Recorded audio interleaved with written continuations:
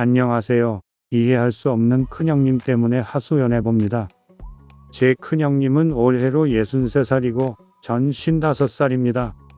전 3남 2녀 중 넷째이고 남자 형제 중에는 막내입니다. 위로 형님들, 누님 한 분이 있고 여동생이 하나 있는 거죠.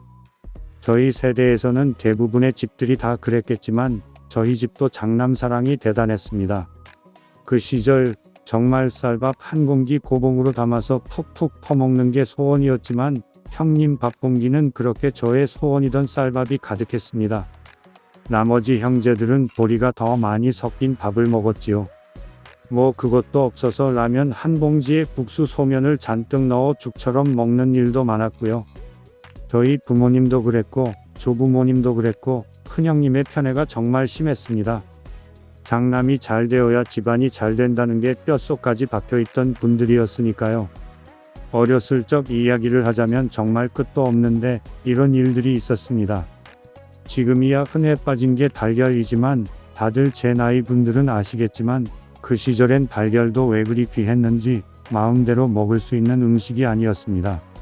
달걀 후라이가 어찌나 먹고 싶던지 하얗고 노란 그 색깔이며 고소한 냄새며 정말 맛있었죠. 하지만 쉽게 먹을 수 없는 만큼 가끔 달걀 후라이를 하면 형님만 한 개를 다 먹었습니다. 나머지 4명이서 하나로 갈라 먹었는데 참 감질났죠. 나도 입안 가득 후라이를 넣고 맛을 느껴보고 싶었습니다. 소풍 때도 형님이 소풍을 갈 때면 김밥이다 삶은 계란이다 사이다다 맛있는 것들을 잔뜩 싸주셨습니다만 동생들이 소풍 갈 때면 그나마 밥은 쌀밥을 싸주시고 반찬은 장아찌 같은 것들만 대충 넣어주셨습니다.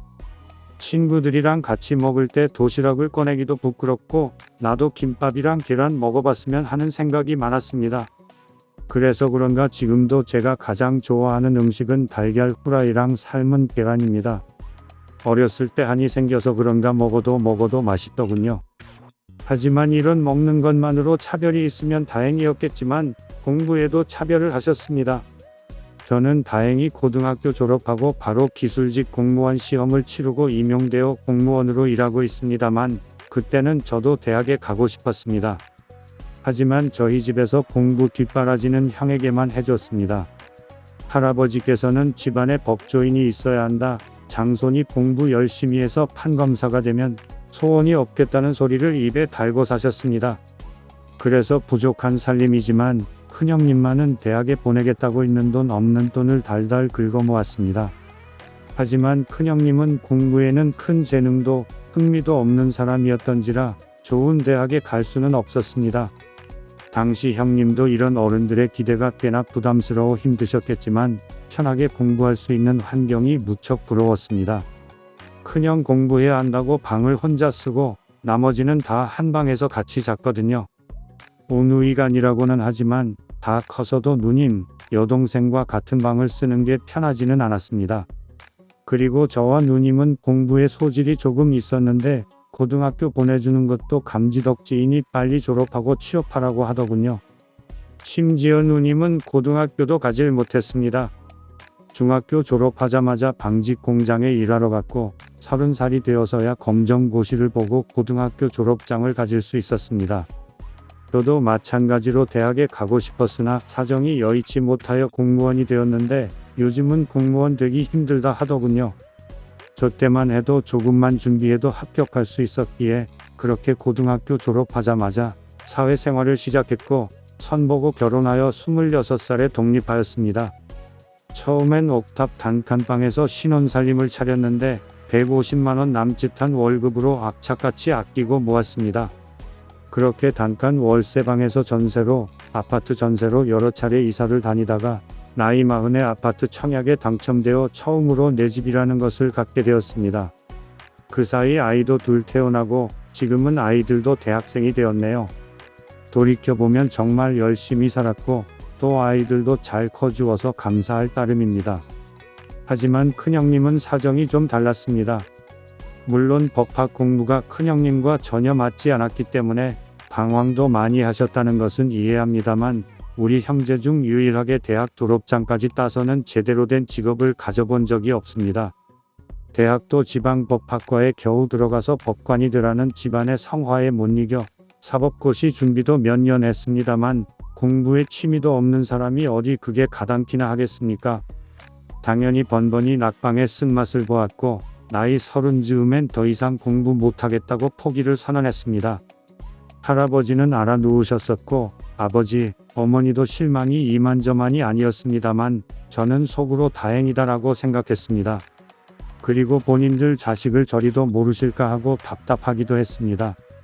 큰형님은 법학과를 졸업했지만 사실 학점도 좋지 않았고 법에 흥미도 없었던지라 무슨 일을 하며 살아야 할까 걱정이었는데 할아버지 때부터 하던 철물점을 물려받기로 했습니다. 결국 철물점에서 일할 거면서 그 돈을 써가며 지원을 해줬나 싶었죠.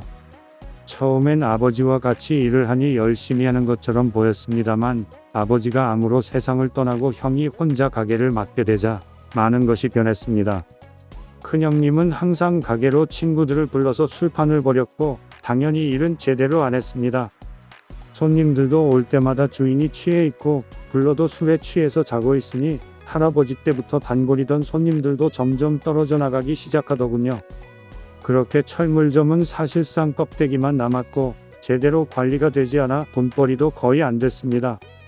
하지만 큰형님은 원체 노는 걸 좋아하고 머리 아픈 걸 싫어해서 그에 상관없이 계속 잘 놀더군요. 문제는 큰형님도 가정이 있다는 거였지만요.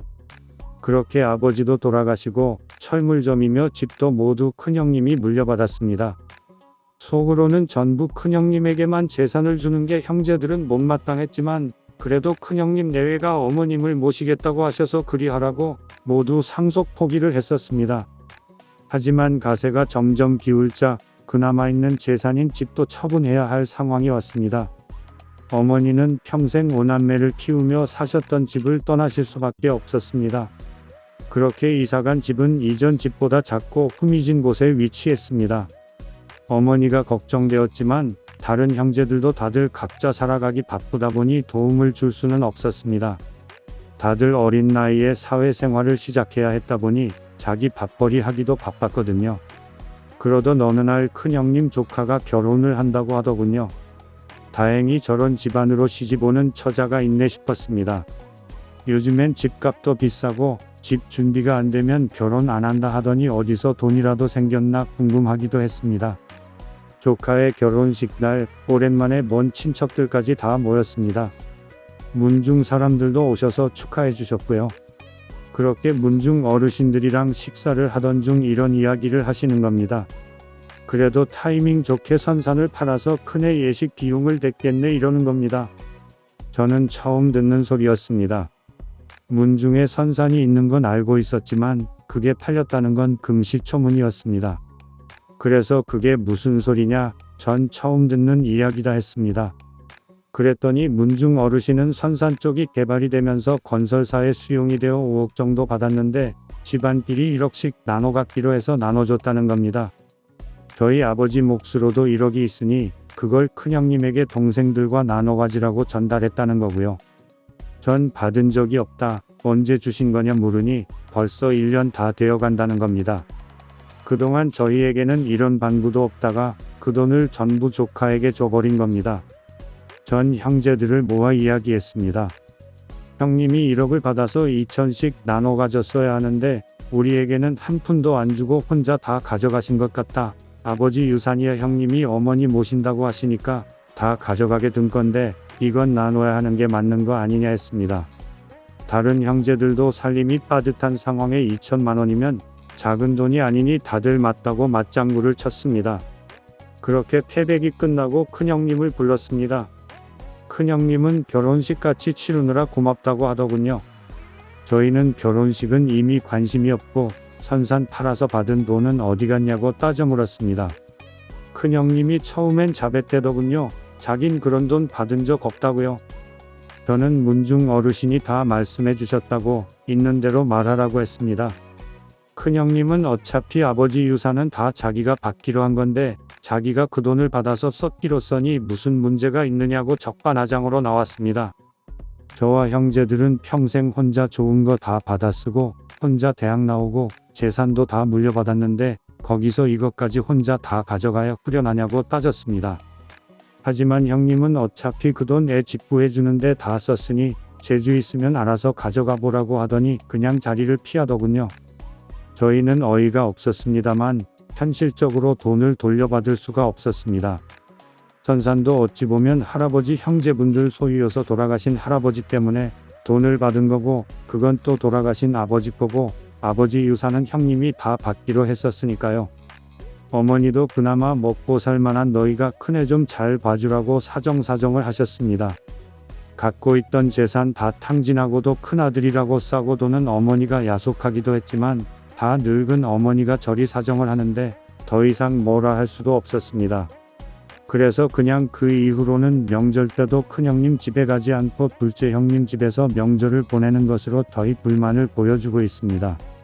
물론 잠깐 들러서 어머니께 인사는 드리고 있지만 더 이상 형님 얼굴 보기가 너무 싫었습니다.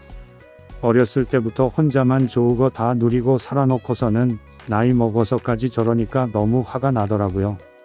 형제 사이에 싸울 수도 있고 다시 화해할 수도 있지만 이 일은 오래 갈 것 같습니다. 이런 제가 쪼잔하거나 그런 건 아니겠죠.